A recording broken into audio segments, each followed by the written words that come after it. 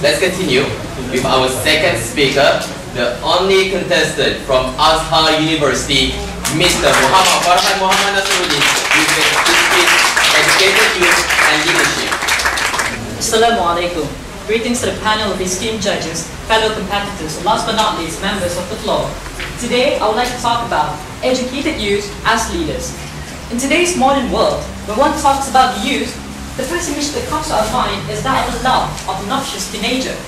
Some even get off the couch only as a sign of protest, namely against anything in their life which they strongly resent. For example, the society's constraints on their behavior. Nowadays, we are swamped with mobile tapping and Lady Gaga worshipping generation. In the half century that has gone by, more and more youth have become educated and vocal about exercising their rights and volitions. Such as it is, these youths are tapping into the potentials and using the power in changing the social and political landscape in any given country.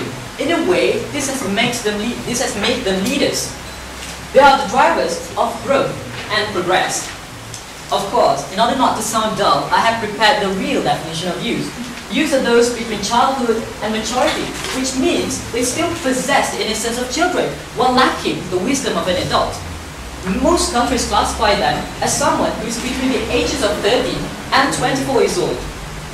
Youth form the majority of the society, which enables them to positively or adversely affect the nation's progress in the social, moral, and political aspects. In the Middle East, for example, youth play a crucial role in bringing down some previously untouched dictatorships. Youth also influence the social setting in our country. Why? The pop culture is simply another proof of the youth's needs to break out the society's traditions and moral restraints imposed upon them. Around the world, countries are in various stages of progress to what economists call the demographic transition. That's the move from higher rates of fertility and mortality to low birth rates and longer life expectancies. The rich countries of Europe and North America are all the way through this transition, with many of them seeing shrinking populations as a result. Africa is still in the middle of the change. Latin America and Asia are trailing further behind. The current bulk of today's world population is due to the imbalance between the fertility and mortality rates. That means that few people have been sent to grace before fewer people are born. At the beginning of the demographic transition, women still have lots of children, but many more of these children survive into adulthood and old age. Only after a while do birth rates decline. Between those two moments, not only do populations increase, but the average age of people also drops. Congratulations, ladies and gentlemen, you get yourself a youth bulge. So, this youth bulge, the oldest kind of conventional wisdom is that this youth bulge is prescient to a disaster akin to a black man. In a manner of speaking, many economists and political scientists view youth bulge as a problem. As part of the rising number of mouths to feed and hands to employ, an army of youth could very well put pressure on wages and food supplies, potentially halting the development in some developing countries. Even worse, this situation could also consign the developing countries further into poverty. This is called, ladies and gentlemen, a Malthusian trap, which predicts that rising population will lead to increased poverty, famine, and even war, as limited resources are spread among ever more people. In addition to that, youth could also form literal army, provoking unrest and civil war. However, recent evidence has shown that youth bulge can indeed bring positive effects to the country and society. Just how exactly do we do this?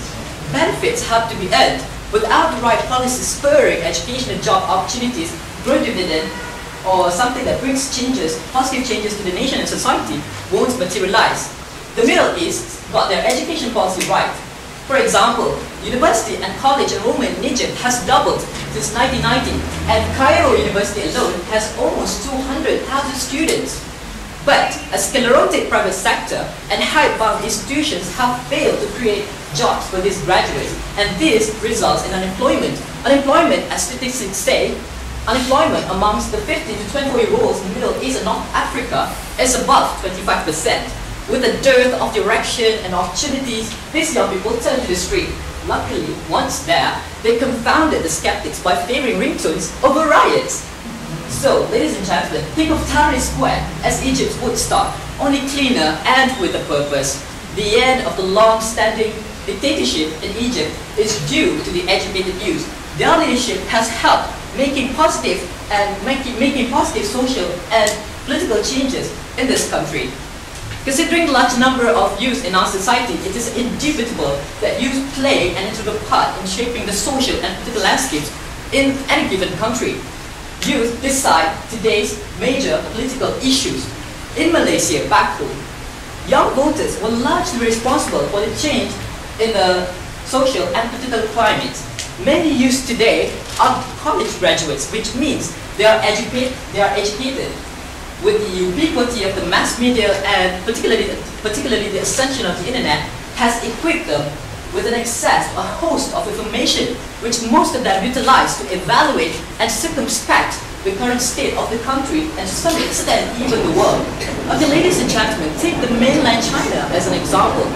Before the subjugation of the internet and other networking tools in the Republic through various invasive laws and administrative regulations, the young Chinese were using instant messaging services, chat rooms, and text messages as you and I to organize and publicize a series of large anti-Japanese, anti-corruption, anti-pollution, even ethnic riots in the country.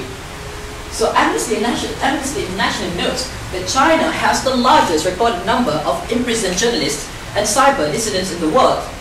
Other than that, recently in this country, Egypt, the military court has jailed a blogger, Michael Nabil, for 3 years for criticizing the armed forces in this country. Ladies and gentlemen, although these two situations did look dismal, but it invariably proves one thing, that educated youth know that they have the right and power to speak up against morally corrupt institutions and about anything that they feel strongly about. In a way, clearly, these educated youth have become leaders. Lucius Annius Seneca once said, and I quote, "As is the tale, so is life. Not how long it is, but how good it is what matters." I believe even our mere existence can touch other people's lives in one way or another. Even when we help other people, even though we do not know them, and perhaps will never meet them, our existence will also be celebrated by those people, and that is an achievement in itself. Educated youth are more sensitive towards the plight of others. Often, they are at the forefront of various non-profit organizations that speak up for the less fortunate and numerous other welfare groups. James Palmer Jr., co-founded the Congress for Racial Equality in the United States with several friends when he was at the tender age of 21. He was an extremely educated youth amidst the majority of uneducated African Americans at that time. This has proven that moral conscience entails education. These educated youth are not afraid to speak up against morally corrupt institutions or make a protest against something which they don't think is right. As I mentioned before, educated youth do not form riots. They prefer to take actions based on passionate beliefs. These ideas and moral beliefs are stemmed from the education which they receive. These educated youth, in a way, have become leaders which mobilize the will and force of the people. They have attracted a lot of other people to join in their causes. Ladies and gentlemen, we could conclude that youth are an invaluable commodity in our country. They are the leaders of tomorrow. Education, meanwhile, is a powerful tool. Therefore, educated youth are a force to be reckoned with. In addition to that, youth also form the majority of the people. This has endowed them with the power to bring changes to the nation and society. Youth must then realize the huge responsibility entrusted to them. It is indubitable that education or academic achievement holds the key to make youth leaders. Let's take our own history. In the Islamic history, many scholars have put Islamic nations on the map. This has proven that education is indeed a powerful tool in bringing a country up to par with many other excellent countries. And we can rest assured that we can also be excellent students, that we can also be excellent people, that we can also be excellent nation if we stick to that, if we stick to the culture of excellence if we stick to doing good, not just for ourselves, but also to other people. So ladies and gentlemen, let us encapsulate yesterday's mood and embrace today's spirit, because the burden of tomorrow rests upon our shoulders. Thank you very much.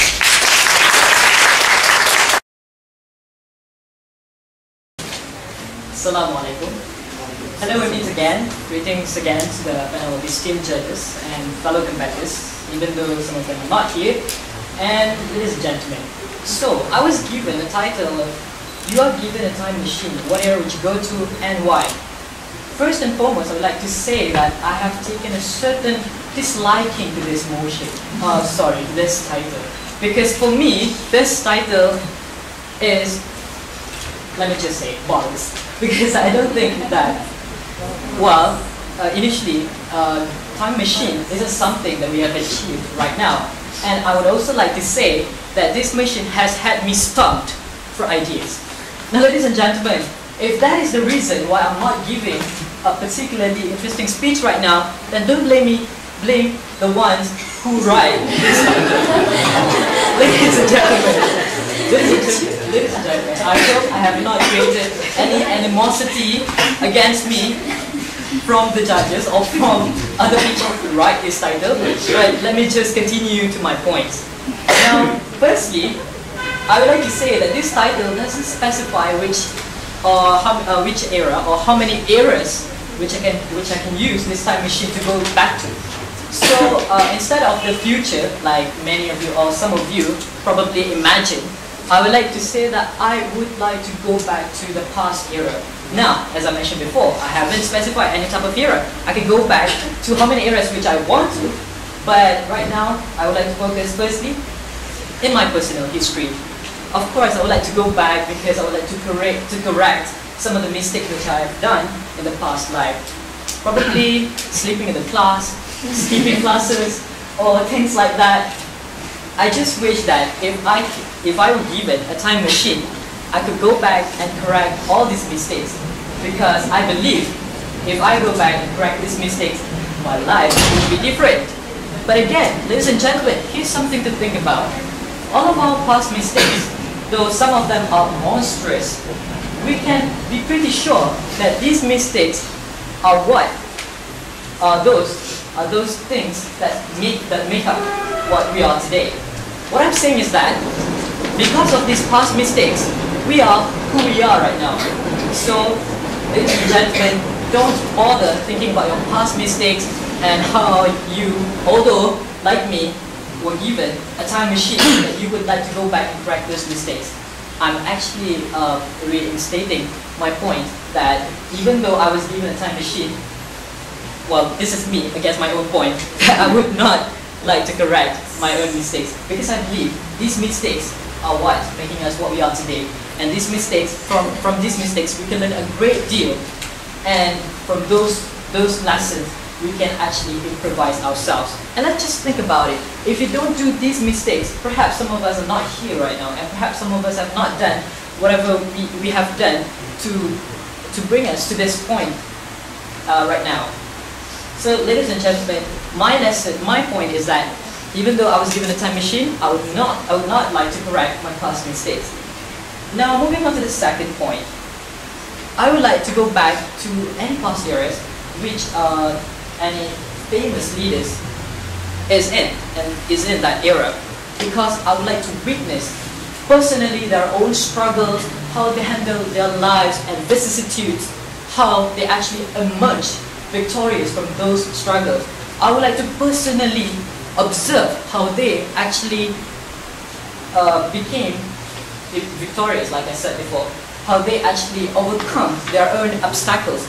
Because from then on, I can actually improvise myself, because I would like to, I would like to learn a great deal from this and from that, any mistakes which these leaders have committed.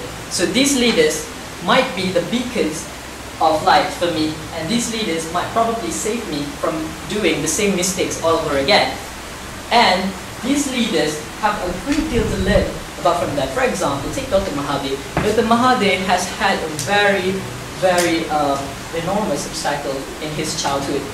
The same goes for Nelson Mandela and all of the great leaders in the world. So I would just like to state that these leaders have had many obstacles, and from their own obstacles, from their own mistakes, given a time machine, of course, we can personally witness their own struggles, and for me, I can learn from them, from those mistakes. Now, moving on to the third point, a bit self-righteous, I might say, I would like to go back to the English Renaissance era, because I'm the type of person who likes arts and languages very much. Currently, I'm learning Arabic. Alhamdulillah, I'm here in Egypt, so I can actually learn Arabic here. So I would like to go back to English Renaissance, because at that time the arts are abound. We can learn many artful things back then. So for example, if I were to go back, give the time machine, and I think by the same stipulation, we can assume that other great technologies like making yourselves becoming other persons have also been available. So I would like to go back to the English Renaissance era and transform myself into the understudy of Leonardo da Vinci, because I would like to become the apprentice of Leonardo da Vinci and learn many artful things from him, because I am myself an artful person, and I would like to become a great artful person and a great Renaissance man like Leonardo da Vinci himself. So with that, I bid you all thank you, and we'll see you next week.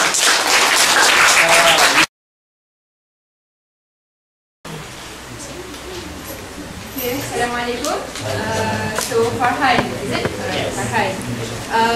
Okay, good points first. First, I like that your points were very clear. You stated, okay, my first point is this, my second point is this. So that was very good. It made us easier for us to see. Your body language is also very good. It's very like creative, and your hands keep moving and all that, right? So pronunciation was clear, and you had like the examples on your prepared speech. You were talking about educated youth, but you had examples from worldwide, from Egypt, from China, and then there's like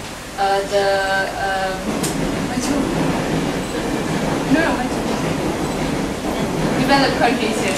They're from the developed countries also. So, but the thing that you were lacking was eye contact, because you were like looking from here to there, right, not us down here. Okay, and your introduction was a little bit too abrupt and too fast. Like, you couldn't actually get what you were trying to say at first. But towards the middle, when you were talking about China, you were like, oh, okay, right, I get it. So maybe next time, what you need to improve is first go a little bit slower, right? So the audience can actually get what you're trying to say, and then go with the facts and all that. Okay, you were impressive, you were very impressive, but you weren't really persuasive. You need more like chemistry with the audience. Ask questions, or you were asking questions, but emphasis on the chemistry. Your tone was good, but you need to be variable, like I said. First go slow, and then you go fast, and then you go slow back to the conclusion of that. Okay, on your imprompt, you were, okay, you said about like commenting on about titles and all that. Maybe you can do it here, but we were the one who actually choose. We were the one who chose the title. It's okay, it's okay. Now we're more relaxed, but if you were in next time, don't comment on the topics. Yes, don't criticize. No, it's okay. Okay, on your ideas, it was actually good. It was a variety. Again, your main points and your main good points actually. You like to look, you have to have like a variety of everything on your points. That was good. And you were very natural. We could see in your imprompt that you're not the type that memorize speech and all that. There was only one pronunciation. It's actually pronounced obstacles, not obstacle. So that was one thing. But besides that, you were very good. And you're very natural.